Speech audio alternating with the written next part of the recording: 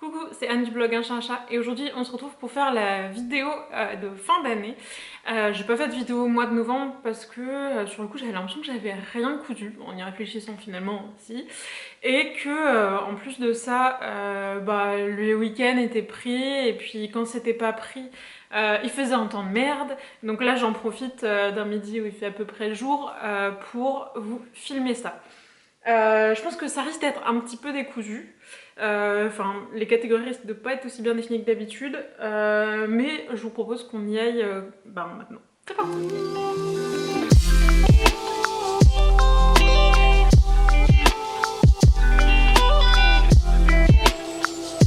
Alors, tout d'abord, je voulais qu'on commence par ce que j'ai acheté. Ça va pas être ça va pas être fou. En fait, le truc, c'est qu'il y a des trucs que j'ai acheté et que j'ai déjà cousu. Enfin, bon, ça va être un peu bizarre.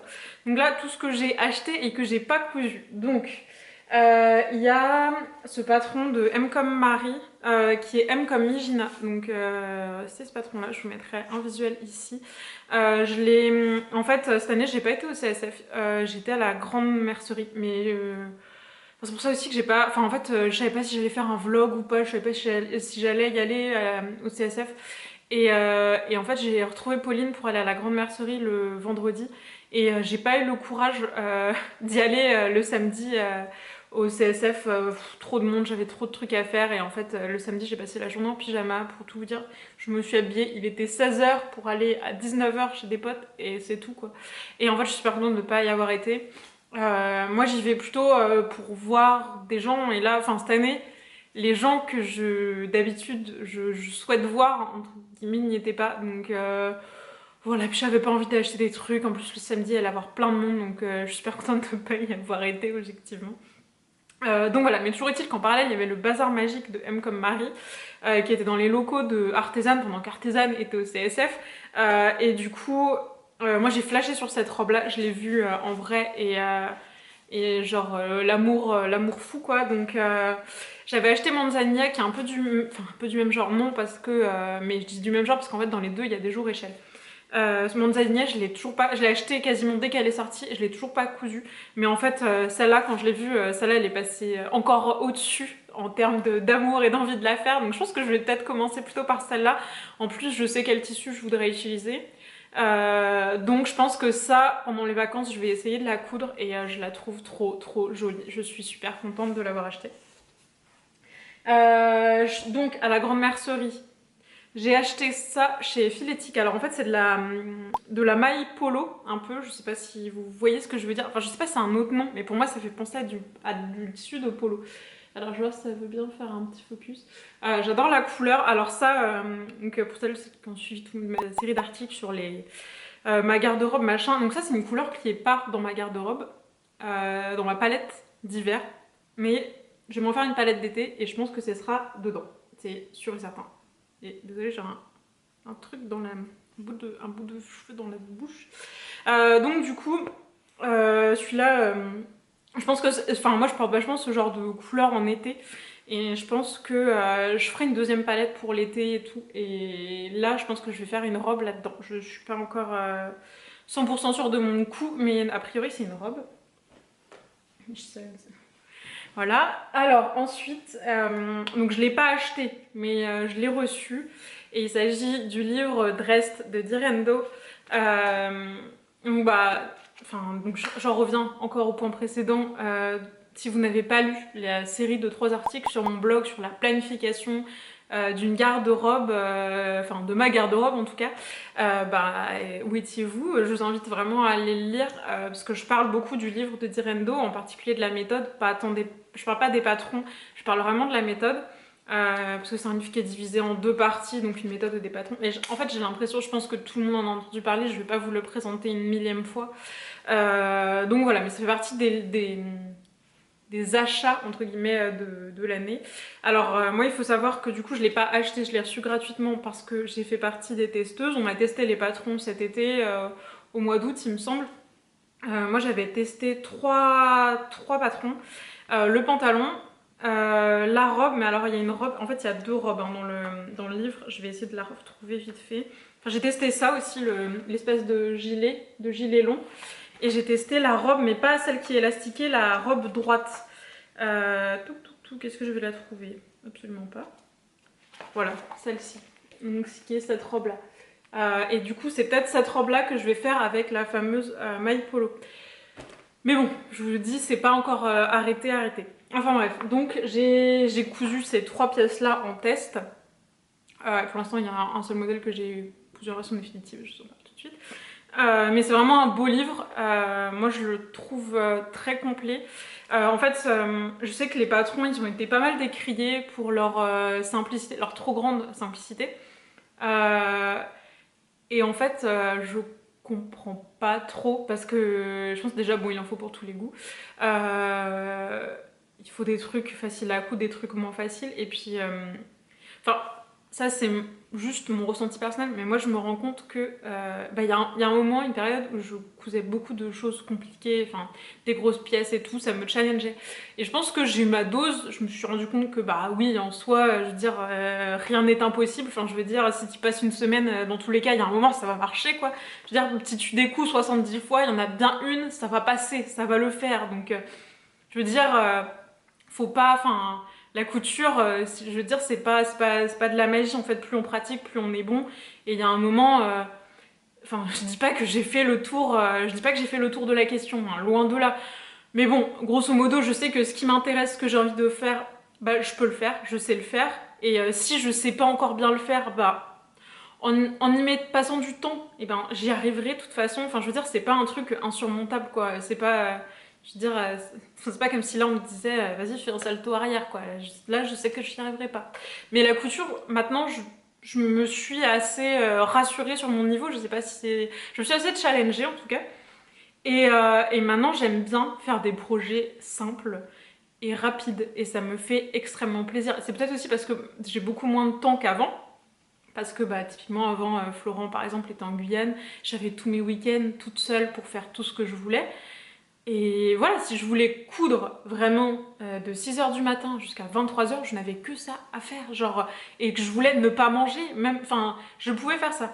Maintenant, c'est moins le cas, je suis beaucoup plus fatiguée, j'ai un boulot qui prend plus de, peut-être pas plus de temps, mais enfin, je suis pas organisée pareil en tout cas. Euh, et, et en fait, j'apprécie beaucoup d'avoir des petites pauses de couture, des petits projets qui vont vite et qui me vont bien. Et disons que je ressens moins le besoin d'avoir envie de me coudre des trucs genre, je sais pas, des manteaux tous les 4 matins quoi. Et encore maintenant, quand je veux faire des manteaux, je vise des trucs simples, je vise pas des trucs compliqués. Et, et voilà, et en fait, ça fait du bien, juste. Et moi, je suis très contente parce que dans ce livre-là, pour les livres que, enfin pour les patrons que j'ai testés, et ben c'est des trucs qui ça prend max 2 heures. Et puis ça va en fait, enfin, et c'est cool, je trouve ça bien. À la fin, t'as un truc qui te va, et c'est simple, et c'est accessible à tout le monde, ou presque. Et puis, enfin, on est content, je sais pas. Enfin, moi perso, je me dis, bah voilà, si dans toute ma semaine j'ai 2 heures pour coudre, et ben je suis contente de savoir que j'ai un projet qui va passer en tout dans 2 heures et qu'à la fin j'aurai un truc que je peux mettre. Parce que on n'a pas tout le temps, je sais pas, 20 heures à consacrer par semaine à la couture. Enfin, en tout cas, moi, c'est plus le cas. Enfin, je pense que ça pourrait être le cas, mais j'ai plus la volonté de me faire des marathons couture comme avant. Je préfère passer du temps avec Flo, je préfère aller me promener, je préfère regarder un film que rester enfermée à coudre. Donc voilà. Donc pour passer à ce que j'ai cousu et puis rester dans le thème de dress, donc je vous disais, un des tests que j'ai fait c'était le pantalon et c'est la version, enfin c'est le patron que j'ai, le seul que j'ai recousu en version définitive. J'en ai cousu quand même 4, voilà. Hein, la dame, ça va pas bien. Hein. On parle d'un truc, faire de la couture raisonnable et raisonnée. J'ai cousu 4 fois le même pantalon en 3 semaines, tout va bien.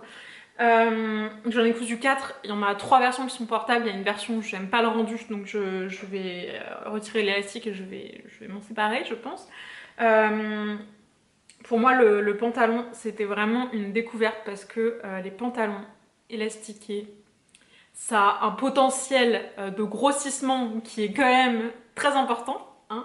C'est-à-dire que moi les pantalons déjà à la base je déteste coudre ça et comme en plus 3 quarts du temps ça va pas. Enfin moi j'ai vraiment tout le gras du corps vraiment sur le ventre. Hein.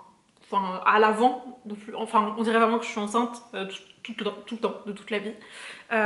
Et du coup, les pantalons, c'est pas mon kiff parce que bah, en fait, je trouve toujours ça moche. Mais c'est-à-dire que peu importe le pantalon, hein, je le coupe pas, je trouve toujours que c'est pas beau. Et puis en plus, bah ouais, il y a ce côté vraiment où le résultat me plaît pas. Et je trouve ça un peu ingrat comme pièce, même si je porte des pantalons quasiment tous les jours. Ça m'intéresse pas. Et puis bah, si tu fais un jean, ça prend super longtemps. Si tu fais un truc genre pantalon jupe culotte, bah, sur moi, c'est... Voilà, ça se passe de commentaires. On dirait que j'ai encore pris 8 kilos, quoi. On dirait qu'au lieu d'être juste enceinte, j'attendais triplé. Donc voilà, donc franchement, c'est pas un truc que j'apprécie. Et en fait, là, dès la toile, j'ai été agréablement surprise pour une taille élastiquée, pour un truc aussi simple, du rendu. Et où en plus, il est hyper confort parce que bah, justement, taille élastiquée. Donc voilà, donc j'ai cousu, donc je vous disais 4 versions. La première que j'ai cousue, c'est une version grise comme ça. Alors vous allez peut-être rien voir. Une version grise qui est en gabardine 100% coton que j'avais acheté au CSF de l'année dernière ou peut-être encore de l'année d'avant. Et il me semble que je l'avais acheté chez Little Fabric. Mais j'en mettrai pas ma main au feu, mais il me semble que c'était ça. Je l'aime beaucoup. Il est... En fait, ils ont tous... le truc, c'est que j'ai tous fait dans des tissus différents. Ils ont tous des rendus qui sont très différents.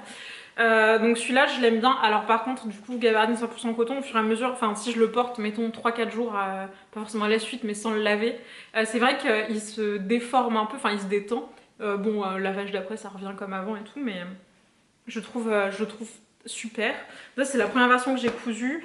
J'ai cousu une deuxième version où là, je me suis amusée à faire des poches passe-poilées, qui est dans un tissu, alors je sais pas si c'est pied de poule ou Prince de Galles, je sais pas faire la diff entre les deux. Enfin, il aurait fallu que je regarde avant la vidéo, mais toujours un manque de professionnalisme. Je serai jamais une super influenceuse, qu'est-ce que vous voulez. Du coup, il y a un tissu comme ça. Donc celui-là, il vient de chez Atelier de la Création. Alors celui-là, franchement, j'ai deux versions là, je vous dis, c'est... Ce que j'ai fait, donc le bas, de toute façon, je vais vous montrer en même temps. Pareil, poche passe poilée, mais là, qui est dans les tons gris. Hop. Je vous dis vraiment, donc en fait là... je vous renvoie encore à mes histoires de ton chaud, ton froid. Donc là, c'est le pantalon ton chaud et là, c'est le pantalon ton froid. Et en fait, ces deux-là, depuis que je les ai, mais je les ai vraiment... Enfin, je les ai saignés, quoi. Je les porte peut-être pas tous les jours, mais presque. Et en fait, j'en suis dingue. Et ils vont bien... Enfin, chacun avec la moitié de mon dressing. Et c'est juste génial. Enfin, moi, je suis super contente. Donc, voilà. Donc ce tissu là il vient de chez Atelier de la Création, je l'ai acheté un week-end à Lyon. Donc là c'est un tissu très agréable, c'est une espèce de... il y a de la viscose dedans. Celui-là il se froisse pas beaucoup, il est très léger et il est assez fluide. C'est viscose et il y a du polyester je crois. Mais il est vraiment très doux et souple par rapport à la gabardine, qui est une gabardine, bon, je pense que vous savez à quoi ça ressemble. Mais celui-là il est vraiment très souple. Et celui-là il est en lainage que j'ai acheté au marché d'Antony. Voilà, donc je me suis un petit peu éclatée à faire des raccords. Bon, celui en lainage est très agréable aussi. Alors, faut faire attention à prendre un lainage qui gratte pas. Enfin, si vous êtes sensible à ça. Moi, je suis pas hyper sensible. Et puis, bon, je trouve que ça va. Enfin, au pire, j'aurais mis un col en dessous, mais ça me gêne pas du tout. Et vraiment, je l'ai beaucoup porté. Alors, du coup, je sais pas si vous allez voir, ça bouloche un peu à l'entrejambe. Bon, après, c'est normal, hein, je veux dire, je marche avec, quoi. Hein, mais bon, franchement, pour tout ce que j'ai porté, c'est pas tant que ça, je trouve. Voilà. Sinon, bon, alors sur celui-là, le seul problème, c'est que vraiment l'élastique que j'ai mis à la taille, il s'est tout plié. Donc je vais l'enlever et puis je vais remettre un autre élastique de meilleure qualité, parce que sur les autres pantalons, ça n'a pas du tout fait ça.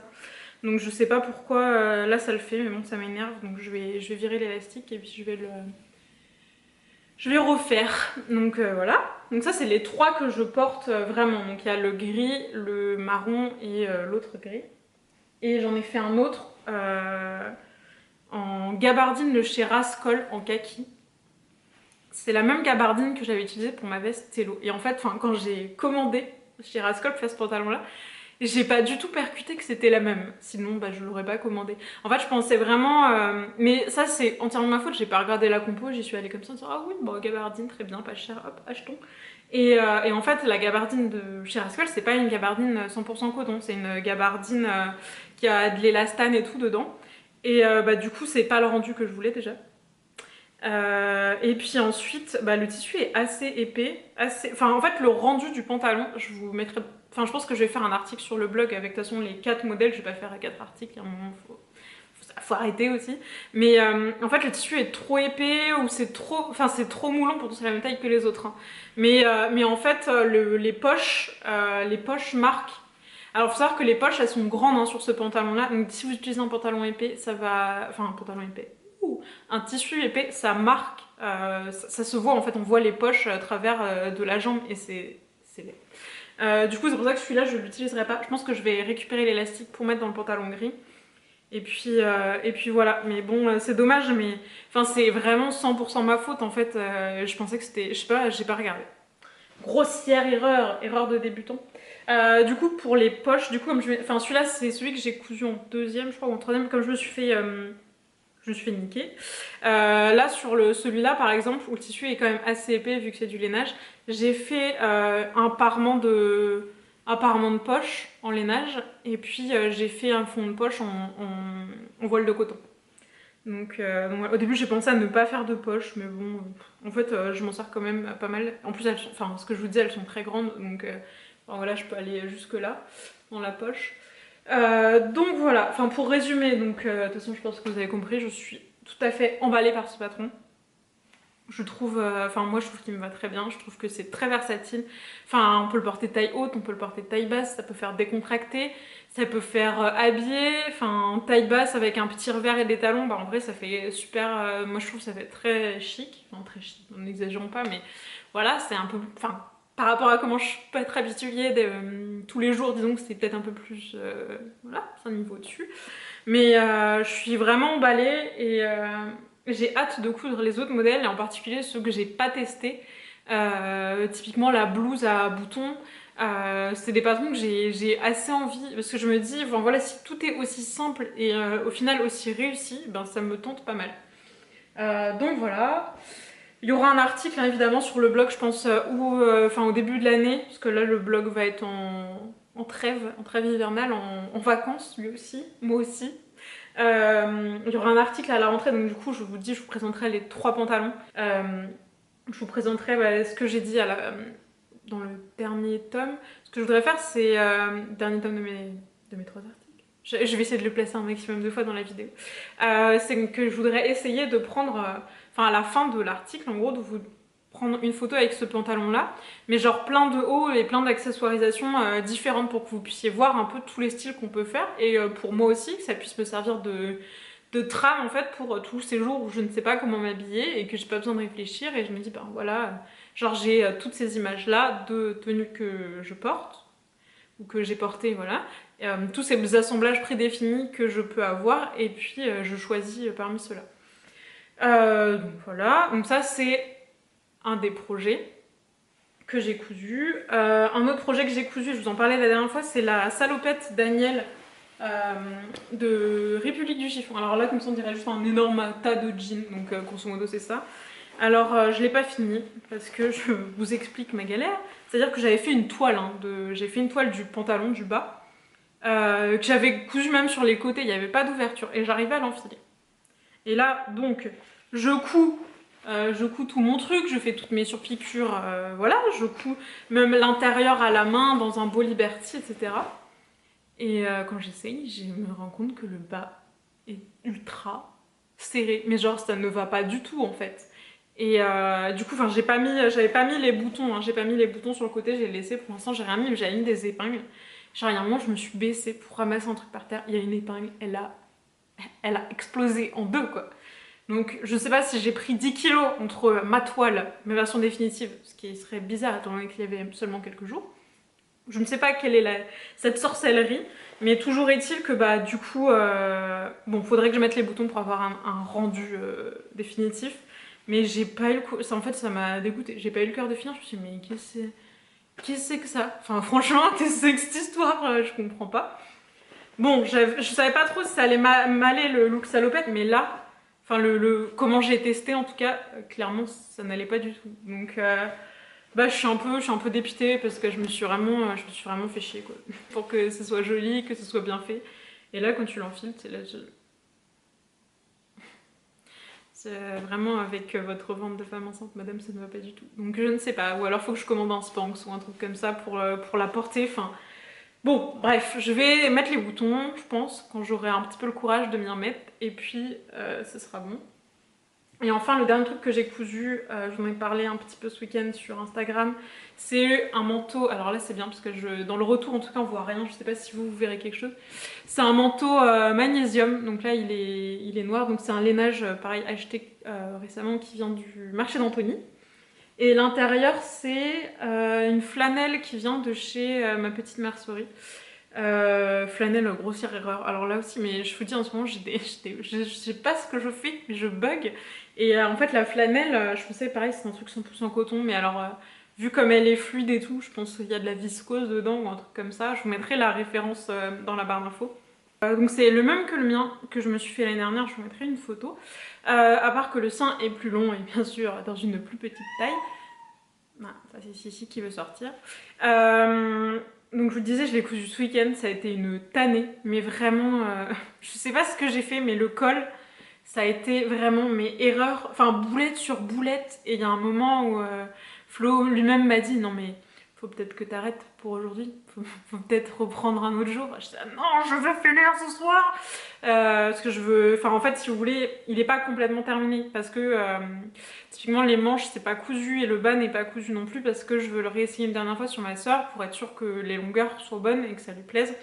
Donc il est pas complètement fini, mais disons que je vais déjà avoir ça à faire genre la veille de Noël. Si en plus je peux ne pas avoir d'autres choses à coudre, je voulais vraiment essayer de l'avancer au max. Je vous raconterai toutes les péripéties dans un article, mais c'est vraiment en fait il y a un moment quand on n'arrive pas, il faut lire les instructions. Il faut pas s'entêter à vouloir faire un truc.